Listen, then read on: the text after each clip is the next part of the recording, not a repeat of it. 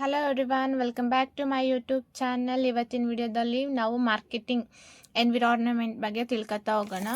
Marketing environment is the set of internal and external factors that influence an organisation's marketing activities and its ability to satisfy customer needs.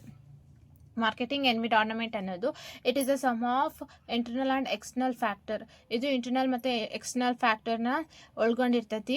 ಮತ್ತು ಆ ಫ್ಯಾಕ್ಟರ್ಸ್ಗಳು ಏನಾಗಬೇಕು, marketing ಆ ಫ್ಯಾಕ್ಟರ್ಸ್ಗಳು influence ಮಾಡಬೇಕು. ಯಾವುದಕ್ಕೆ ಅಂದರೆ marketing ಆ್ಯಕ್ಟಿವಿಟೀಸ್ಗೆ. And also its ability to satisfy customer ನೀಡ್ಸ್ನ satisfy ಮಾಡೋ ಥರ ಇರಬೇಕು.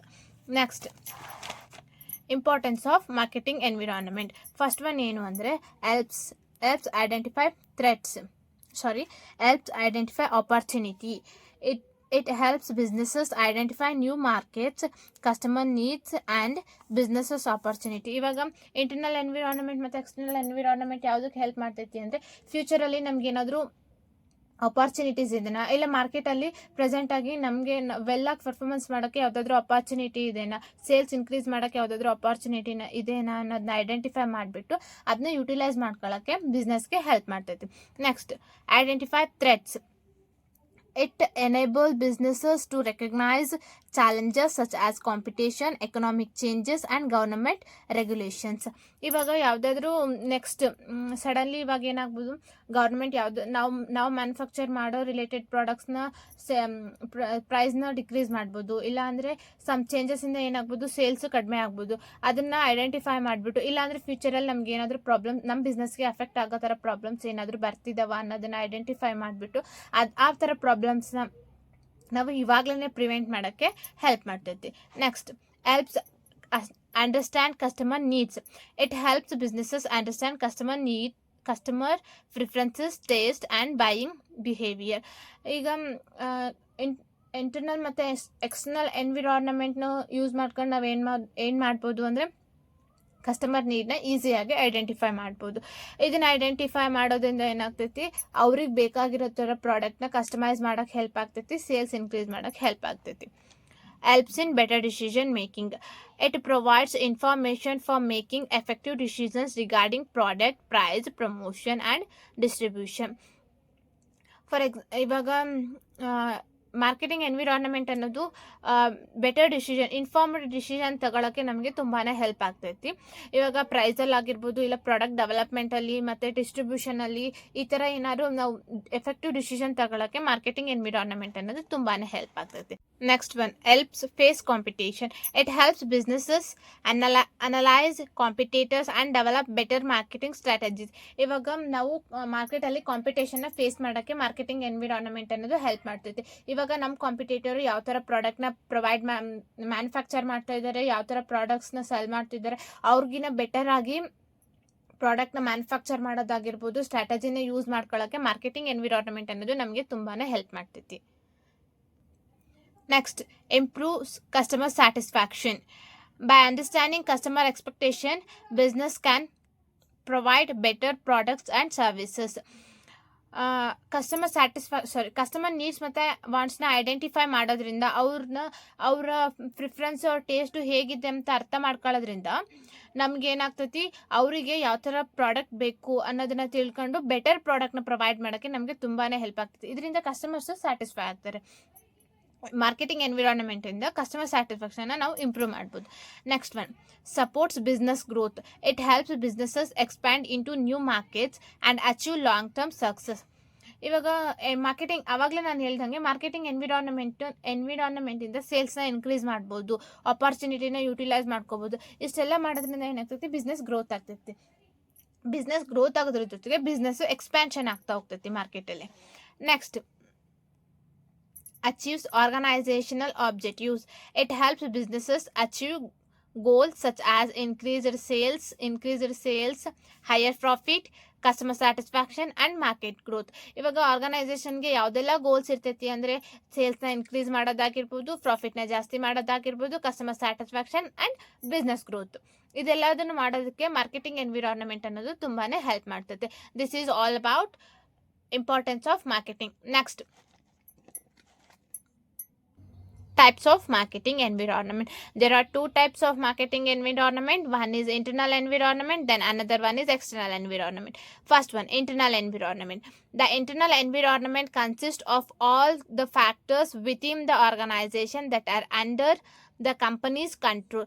ಇಂಟರ್ನಲ್ ಎನ್ವಿರಾನ್ಮೆಂಟ್ ಅನ್ನೋದು ಏನು, ವಿತಿನ್ ದ ಕಂಪನಿ ಆಗಿರ್ತೈತಿ, ಮತ್ತೆ ಅದನ್ನ ಕಂಪನಿ ಕಂಟ್ರೋಲ್ ಮಾಡ್ಬೋದಾಗಿರ್ತೈತಿ. ಕಾಂಪೊನೆಂಟ್ಸ್ ಆಫ್ ಇಂಟರ್ನಲ್ ಎನ್ವಿರಾನ್ಮೆಂಟ್, ಮ್ಯಾನೇಜ್ಮೆಂಟ್ನ ಕಂಪನಿ ಕಂಟ್ರೋಲ್ ಮಾಡ್ಬೋದು. So that's why management is one of the internal environment. Then second one, employees, finance, production, research and development. Next, external environment. External environment consists of factors outside the organization. These factors cannot be fully controlled. External environment ಅಂದರೆ ಅದು outside the company ಆಗಿರ್ತೈತಿ. ಇದನ್ನ ನಾವು fully control ಮಾಡೋಕ್ಕಾಗಲ್ಲ, ಪೂರ್ತಿಯಾಗಿ ನಾವು ನಮ್ಮ company control ಮಾಡೋಕ್ಕಾಗಲ್ಲ. ಅದನ್ನು ನಾವೇನಂತ ಕರಿತೀವಿ ಅಂದರೆ ಎಕ್ಸ್ಟರ್ನಲ್ ಎನ್ವಿರಾನ್ಮೆಂಟ್ ಅಂತ ಕರಿತೀವಿ. The external environment is divided into two types, that is, one is micro environment and another one is macro environment. First one, micro environment. Micro environment includes factors that are close to the businesses and directly affects its operations. Micro environment ಅಂದರೆ ಏನು ಅಂದರೆ, micro environment company operations ಮೇಲೆ ಡೈರೆಕ್ಟಾಗಿ affect ಮಾಡ್ತೈತಿ. ಅದನ್ನು ನಾವೇನಂತ ಕರಿತೀವಿ, micro environment ಅಂತ ಕರಿತೀವಿ. Component of micro environment. Micro environment ಯಾವ್ಯಾವ ಅಂದರೆ customer, supplier, competitors, marketing intermediates, public. Next one, macro environment.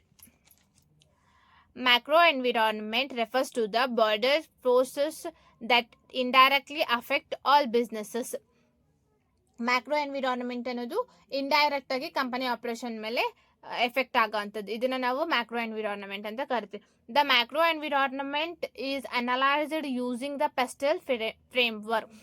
Pastel framework ಅಂದರೆ P refers to political factor, E refers to economic factor, S refers to social factor, T refers to technology factor, L refers to legal factor, E refers to environment factor. First one, political factor. Political factors include government policies, political stability, taxation, trade policy and government support for business. Political factor ಯಾವುದನ್ನೆಲ್ಲ include ಆಗಿರ್ತೈತೆ ಅಂದರೆ government policy ಆಗಿರ್ಬೋದು, political stability ಮತ್ತು taxation, ಹಾಗೆ trade policies ಮತ್ತು government support for business. Sometimes ಏನು ಮಾಡ್ತೈತಿ, government support ಮಾಡ್ತೈತಿ ಬಿಸ್ನೆಸ್ಗೆ. ಇದನ್ನೆಲ್ಲದನ್ನು ಒಳಗೊಂಡಿರ್ತೈತಿ. Next one, economic factors. Economic factors include inflation, interest rate, unemployment, exchange rates, economic growth and consumer incomes. Economic factors ಏನೆಲ್ಲ ಇನ್ಕ್ಲೂಡ್ ಆಗಿರ್ತದೆ, ಯಾವೆಲ್ಲ ಫ್ಯಾಕ್ಟರ್ಸು ಯಾವೆಲ್ಲ ಕಾಂಪೋನೆಂಟ್ಸ್ ಇನ್ಕ್ಲೂಡ್ ಆಗಿರ್ತದೆ ಅಂದರೆ inflation, interest rate, unemployment, exchange rate, economic growth and consumer income. ಇದೆಲ್ಲವೂ economic factors include ಆಗಿರ್ತೈತಿ. Next one, social factors. Social factors include culture, customs, beliefs, values, lifestyle, education and population trends. Next, technological factor. Technological factors include innovations, automations, artificial intelligence, the internet and digital marketing. Technology factors ಅಂದರೆ ಮಾರ್ಕೆಟಿಂಗ್ನಲ್ಲಿ ಟೆಕ್ನಾಲಜೀಸ್ನ use ಮಾಡ್ಕೊಳ್ಳೋದಾಗಿರ್ಬೋದು. Technology factor ಏನೆಲ್ಲ include ಆಗಿರ್ತೈತಿ ಅಂದರೆ innovations, automations, artificial intelligence, internet and digital ಮಾರ್ಕೆಟಿಂಗ್ನ involve ಆಗಿರ್ತೈತಿ. The next one, legal factor. Legal factors include laws and regulations related to consumer protection, labour, taxation, environmental protection, business operations. ಈಗ legal factors ಯಾವುದೆಲ್ಲ legal factors, laws ಆಗಿರ್ಬೋದು ಅಥವಾ regulations related consumer protections ಆಗಿರ್ಬೋದು, regulatory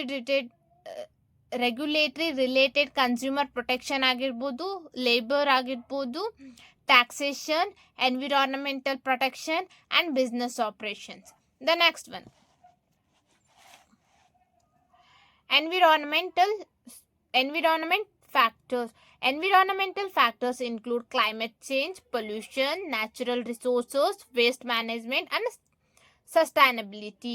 environmental factor ಏನೆಲ್ಲ include ಆಗಿದೆ ಅಂದರೆ climate changes, pollution, natural resources, waste management and sustainability. This is all about the types of marketing environment ಆಗಿರ್ತೈತಿ.